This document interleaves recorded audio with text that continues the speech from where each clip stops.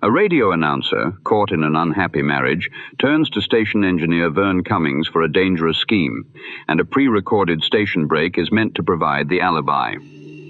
From KTUX and the Wickson home comes The Whistler. Brief Pause for Murder, episode 380, first heard September 11th, 1949, on the CBS Pacific Network. Frank Nelson plays announcer Roger Wickson, with Mary Lansing as his wife, Tisha, and William Conrad as Cummings. Luke Houston and Bill Forman wrote the script, with Sterling Tracy producing for Signal Oil. And now, our story begins. And now, stay tuned for the program that has rated tops in popularity for a longer period of time than any other West Coast program in radio history. The Signal Oil program, The Whistler.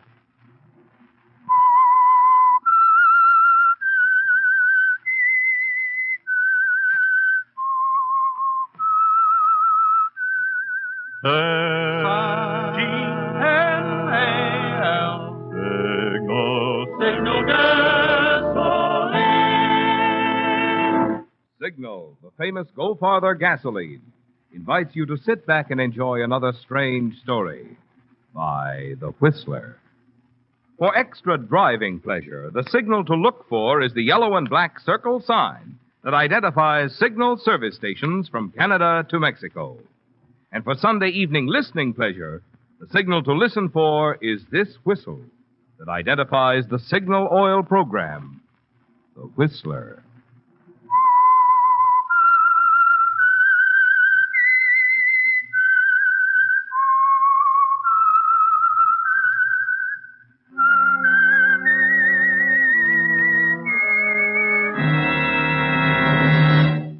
I am the Whistler, and I know many things, for I walk by night. I know many strange tales hidden in the hearts of men and women who have stepped into the shadows. Yes, I know the nameless terrors of which they dare not speak. And now, The Whistler's strange story. Brief Pause for Murder. He couldn't recall the exact moment when it ceased to be a thrill to beam brightly at a microphone and announce, "This is Roger Wickson speaking, and inviting you to tune in next week at this same time." He was sure now, though, that the glamour and magic of radio had gone out of his life the moment he'd married Tisha. Yes, and she'd taken a lot of other things out of his life, too. Things like pride and confidence and self-respect. And Roger couldn't recall either the precise instant he decided to kill Tisha, when the helpless, frustrated hate for her blotted out any pangs of conscience, left him frankly admitting to himself that all he wanted were the moment and the means. Of course, there was no plan in his mind on the night of the dance at the country club. No plan, just a decision. He'd come home first, after leaving her there with Trent Crandall, and had sat alone in the living room, patiently waiting for her. It was after 2 when the door opened, and she called back to Trent. Good night, Ted, darling. Thanks for the buggy ride. Oh, Roger, you waited up for me. How sweet of you.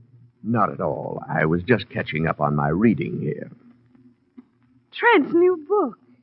He'd be so flattered, darling. I had to fall back on something simple. I started on the Rover Boys, but I got stuck on the big words. That's why you waited up, isn't it? You thought up a clever remark all by yourself, and you wanted me to hear it. I only want to tell you, Tisha, that I think you're being very stupid. You mean about Trent? Right. It makes no difference to me if you want to play footy with San Francisco's most distinguished visitor. But our fellow citizens have a way of talking, you know. If you're implying that Trent... I'm not implying anything. Why don't you join us some evening? Play chaperone. Trent Crandall is a celebrity, Tisha. Whatever he does is news. If it got back to his wife, she might possibly misinterpret. She just might assume there was more to your association with Trent than a healthy interest in his books. There is. I love him. And it doesn't concern Mrs. Crandall at the moment she's on her way to Reno. I see. And, of course, it doesn't concern me either. It shouldn't. When his divorce is granted, I'll be leaving you, naturally. There it is again. What? Facial expression number 2A, the inscrutable smile. You were wearing it at the club tonight. I rather expected to see the other one. Patient suffering, I believe it's called. Good night, Tisha. You're glad I'm leaving, aren't you? That's why you smiled. Maybe. Of course, you'll have to get along without my money. I said good night, Tisha. Just good night? No recriminations? You know, I couldn't sleep a wink if I thought you were brooding over something. Why, of course not. You were brilliant tonight, Tisha. I enjoy being sneered at in front of a room full of people. Oh, and it was an inspiration, your calling my boss the program director of a peanut whistle. Mr. Gladney is an incompetent, offensive, stuffed shirt. Why shouldn't I tell him so, even if he is your boss? Very well, Tisha. Is that all? That's all. All right, darling. This is Mrs. Roger Wickson bidding you good night.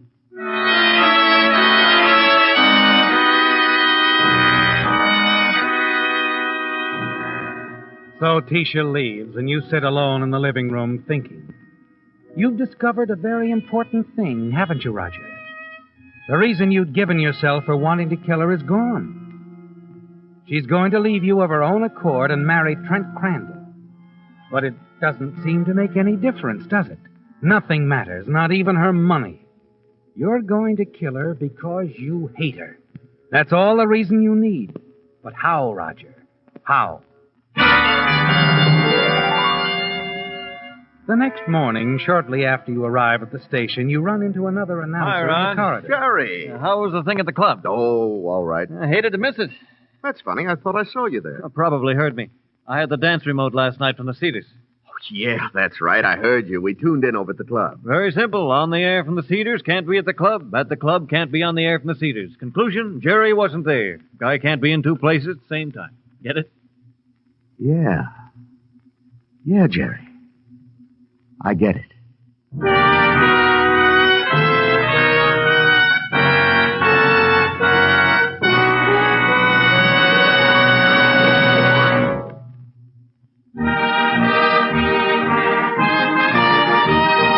Again this week, you Whistler fans have sent in some really choice limericks. So once again, Signal has asked me to skip the regular commercial in order to present $20 Signal gasoline books to 3 of you as tokens of our appreciation. The first one tonight goes to Sarian Bessinger of Santa Monica, California, for this limerick. There once was a man named Ben Bow whose gas tank would always run low. Now he saves that bother, and likewise goes farther. With Signal, Ben Bow now saves dough. Signal, signal, signal gasoline. Your car will go far with Go Father gasoline. Tonight's second $20 Signal gasoline book goes to L.F. Washburn of San Diego, California, for this limerick. There once was a driver named Schuster who's getting more miles than he used to.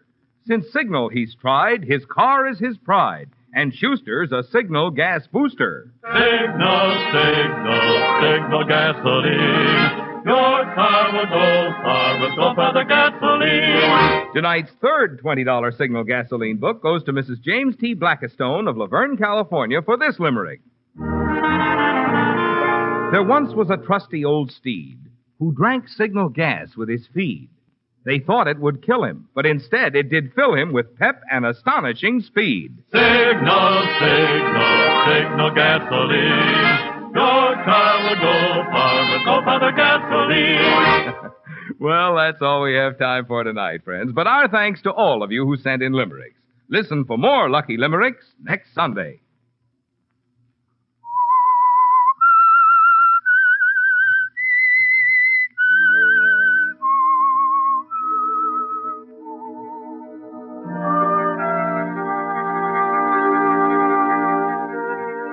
Well, Roger, it doesn't matter that Tisha plans to leave you, does it? The decision to kill her has been part of you for so long that nothing she does will ever change it. So you don't think of the why of it anymore, just the how, and part of the how took shape in your mind when Jerry Edwards explained that it was impossible for him to be both on the air from the Cedars and at the country club at the same time. Something to think about, isn't it, Roger? And that evening, as you're doing your news broadcast, you'll find something else to think about. And so it seems Halfway with this through the deduction, show, someone they should hands go a you a long late way bulletin towards with a solving the local housing dateline. problem. Here's a late bulletin. Police in this city went on 24-hour duty tonight, launching an all-out effort to capture the so-called whipcord strangler who claimed his third victim last night. The crime followed the grimly familiar pattern. Mrs. Dorothea Eckler was found dead in her apartment early this morning. Medical reports indicate death had been caused by strangulation with a cord or thong. As in other cases, the apartment had been looted. Police warned residents to take special precautions. You hope your listeners will attribute that catch in your voice to revulsion at the horrible crime. But it's something quite different, isn't it, Roger? Another part of the how. You've decided now that Tisha will die in a way that will point to the whipcord strangler as the only suspect. At the very moment that you are broadcasting from the studio. It'll have to be a recording, of course. So there's another big problem. How can you get one of the station engineers to play a recording of your voice at the right time?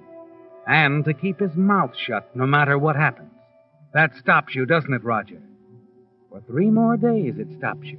Then fate steps in again. Mr. Gladney, the program director, stops you in the hall and calls you over to meet a new employee. What's going to be our new engineer, Wickson, Vern Cummings. Hello. How do you do? Be working with you on the night shift. Say, I've seen you somewhere before, haven't I? Why, I don't think so. Your name is Cummings? Yeah, that's right. Cummings. Well, I've got to run along. Explain the setup to Cummings, will you, Wickson? Oh, you bet, Mr. Gladney. You know, I'd swear I've seen you somewhere before. Must have been a couple of other guys. Haven't you got a station break coming up? Oh, yeah. Let's do it.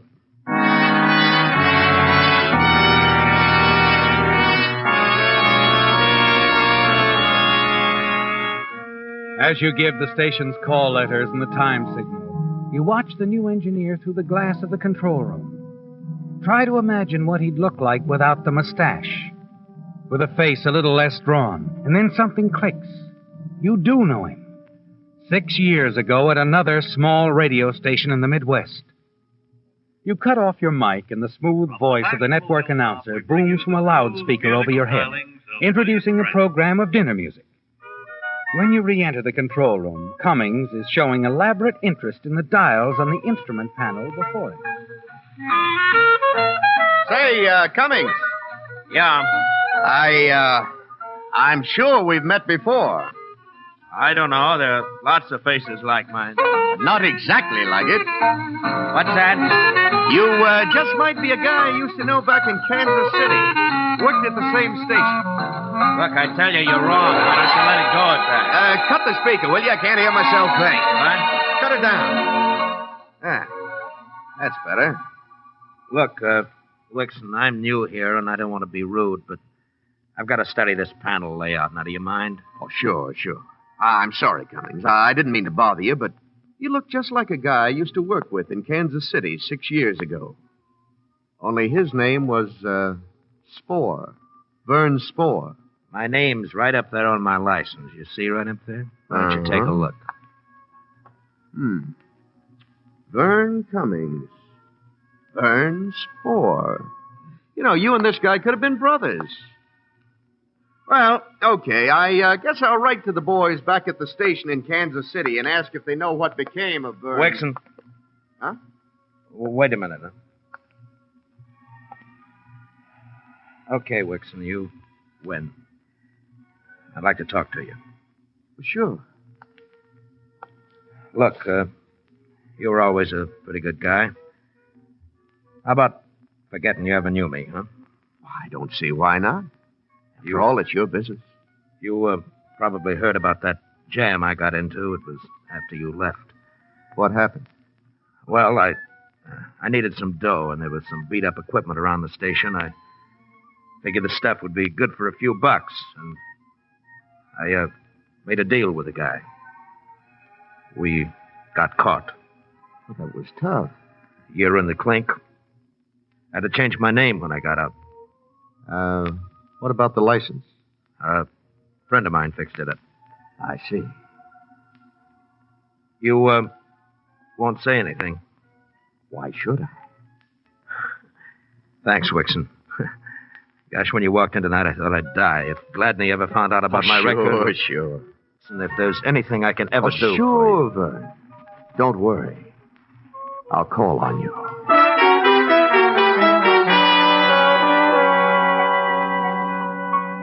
So that's all there is to the how, isn't it, Roger? Cummings is your man. He'll play ball any time you ask him. All that remains now is when. The answer to that comes unexpectedly the next evening when Lieutenant Krasner of the police department comes into the station to ask a favor. Mind if I interrupt you for a minute, Mr. Wickson? Oh, hello, Lieutenant. Not at all. Come on in. Thanks. Just been talking to Mr. Gladney. He suggested I see you about some announcements on the police benefit next week.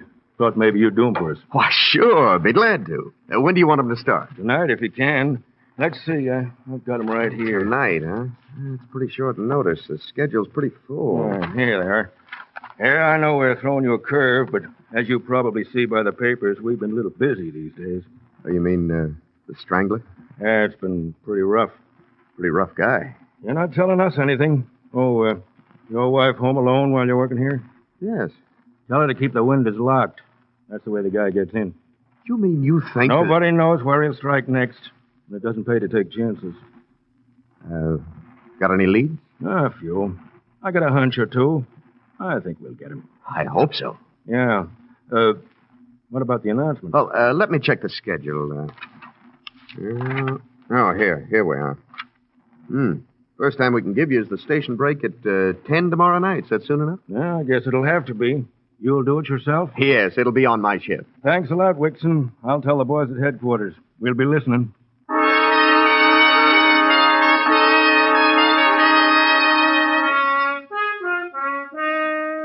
And that does it, Roger. The when is complete, too. Police Lieutenant Krasner is going to hear you read that announcement tomorrow night at 10 o'clock, along with his friends down at headquarters. And who could ask for a better alibi than that?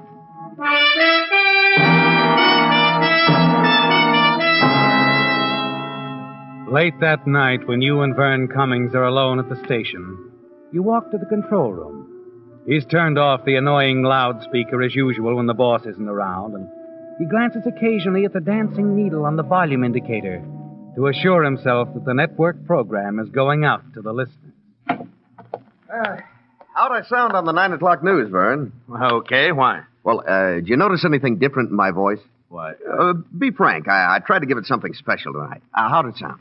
Well, like I said, I thought it was good. What's cooking? Look, can you keep something under your hat? Try me. Well, I'd hate to have the old man find out, but I got a chance to go to Hollywood. Go to Hollywood? Yeah. A friend of mine with an agency down there thinks he could use me. Well, I'll make more dough on one broadcast than I make in a week here. Oh, that's great. That's just great. You're going big time, huh? Well, it's not definite yet. That's why I don't want anything said about it around here, anybody around here to know. Yeah. You're the only one I've told. I just got a wire from the guy. He's flying in from the east tomorrow night. Only be in town for a few hours. If I didn't have to work, I could drive out to the airport and talk to him, but... Well, I gotta work. Well, why not trade shifts tomorrow night with one of the other boys? Well, I'd have to say why, and I don't want anyone else to get wind of it. Oh.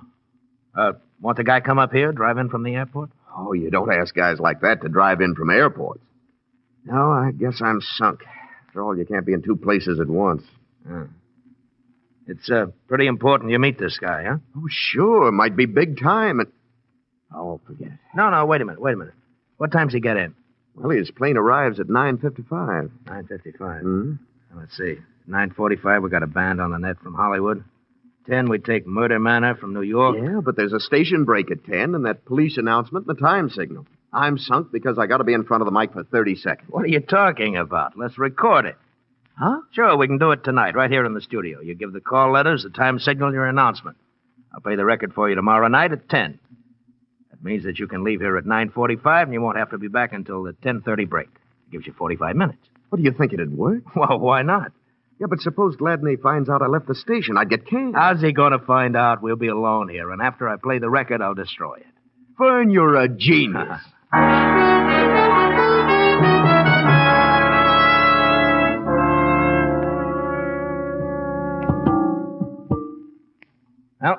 There's your mic, my boy. Okay, you all set? Yeah, we're just about ready. Yeah. I'll go and I'll cue you from the booth. Right.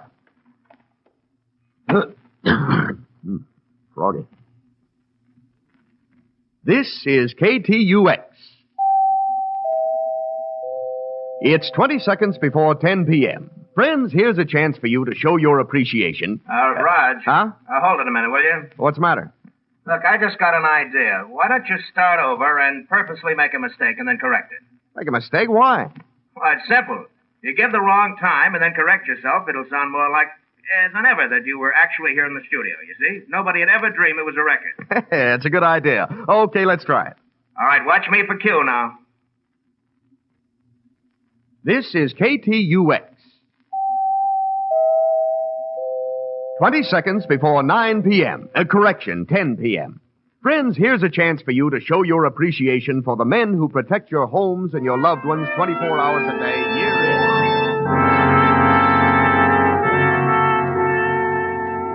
It's done, isn't it, Roger? The record is made, ready to go. And you know you can count on Vern Cummings to come through for you. The next day is the big one, but you manage to go through your normal routine at home during the morning and early afternoon. As usual, you don't say much to Tisha, only enough to discover that since Trent Crandall has left for Hollywood, she'll be home all evening, alone. 9:30 that night at the station, you call Lieutenant I just thought I'd remind you, Lieutenant, your announcement goes on in half an hour. Yeah, I think it'll do the job all right.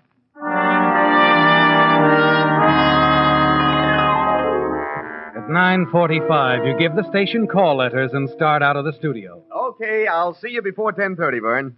Okay, Raj. And don't forget to bust that record. If the old man ever found out... Don't worry about it. I'll carry the secret to my grave.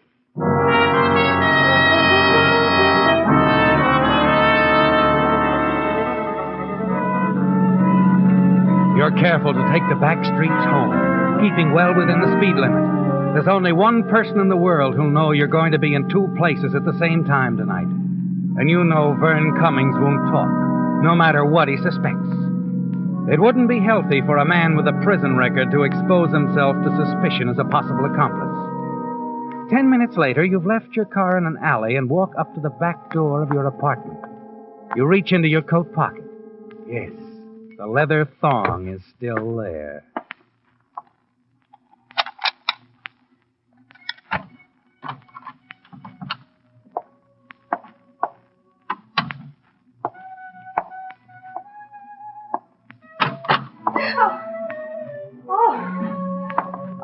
It's you, Roger. Hello, Tisha. What are you doing home so early? You scared me to death. I just thought I'd drop by and see how you were doing. You know, I've often wondered if you miss me, Tisha, during these long, lonely evenings. Answer my question, Roger. Why aren't you at the station? Is something wrong? Nothing's wrong. I just got tired, so I came home. What are you talking about? Tired, Tisha. Tired of station breaks and tired of you, Tisha. I'm tired of the farce you've made out of our marriage, if you can call it a marriage. Roger, what do you mean? It wasn't really marriage, was it, Tisha? It was only a means for you, a way you could ease that frustrated black heart of yours when Trent Crandall married somebody else, right under your nose. Why are you looking at me like that? Yes, Tisha, I'm tired of humiliation, of ridicule, of being used for a doormat, playing the clown for that crowd of stupid sophisticates. Roger, well, what are you going to do? Can't you guess, Tisha? Can't you make one small guess, darling?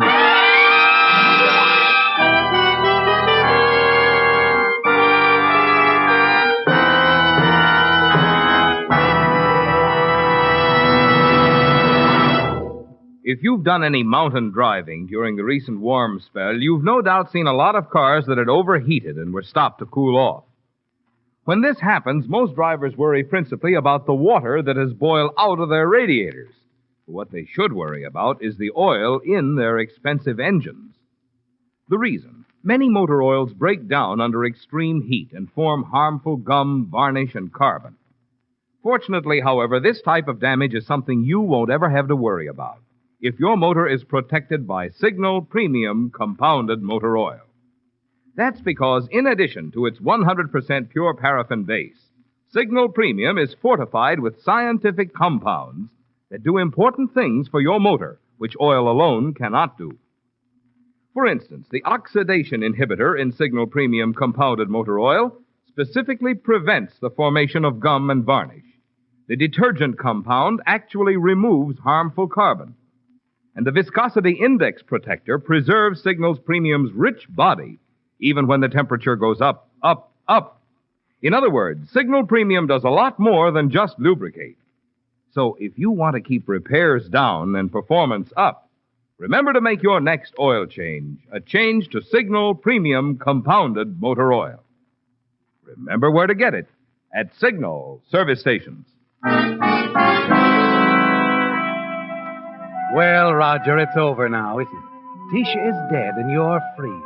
With half an hour to get back to the station. You leave her there on the floor, put on a pair of gloves, and move quickly about the apartment, dumping the contents of drawers all over the room. Then into the bedroom where you open the window. Yes, Roger, it must look like a typical whipcord strangler crime with robbery the obvious motive. The dance music coming over the radio covers any noise that you might make. But then suddenly the music stops. You hear the announcer interrupt and begin reading a bulletin. Flash from the police department. A suspect arrested early this afternoon has confessed to the whipcord stranglings of 3 women in the city during the past month. What? Nearly half the loot stolen from his victims No, it has can't been be. recovered. With this dangerous criminal A wave of fear sweeps over you, Roger. Quickly, you turn the radio down. This is something you hadn't counted on. One of your alibis is gone. The fall guy is in custody. You stare at the littered room, wondering if you have time to restore the place to order. No, there's no time for that. The other alibi. That's the one you'll have to depend on now. You rush back to the radio. It's just 10 o'clock. If Vern Cummings hasn't bungled, you've still got a chance. Your hand is shaking so violently you can hardly turn the dial of the station frequency, and then... This is KTUX. 20 seconds before 9 p.m. Correction, 10 p.m. Friends, here's a chance... As your own voice comes over the speaker, you begin to relax. Lieutenant Krasner, at least a dozen other police officers are listening to it down at headquarters. It doesn't matter how Tisha died or who did it. The fact remains, a man can't be at 2 places at the same time. Widows and orphans of the brave men who live in your service and die for your protection. For your protection. For your protection. For your protection. For your protection. For your protection.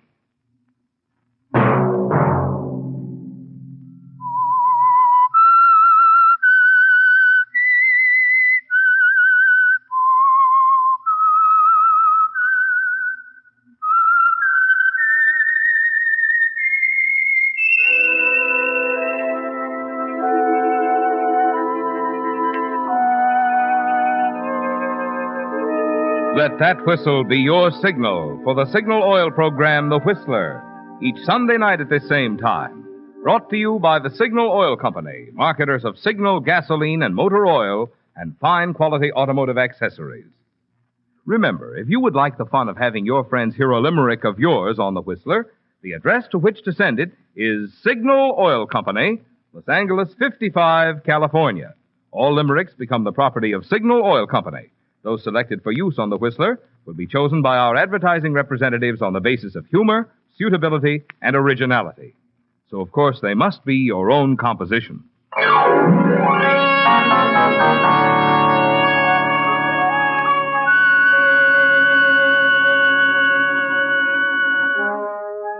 Featured in tonight's story were Frank Nelson, Mary Lansing, and William Conrad. The Whistler was produced by George W. Allen, directed by Sterling Tracy, with tonight's story by Lou Houston and William Forman, music by Wilbur Hatch, and was transmitted to our troops overseas by the Armed Forces Radio Service. The Whistler is entirely fictional, and all characters portrayed on The Whistler are also fictional. Any similarity of names or resemblance to persons living or dead is purely coincidental. Remember, at this same time next Sunday, another strange tale by The Whistler.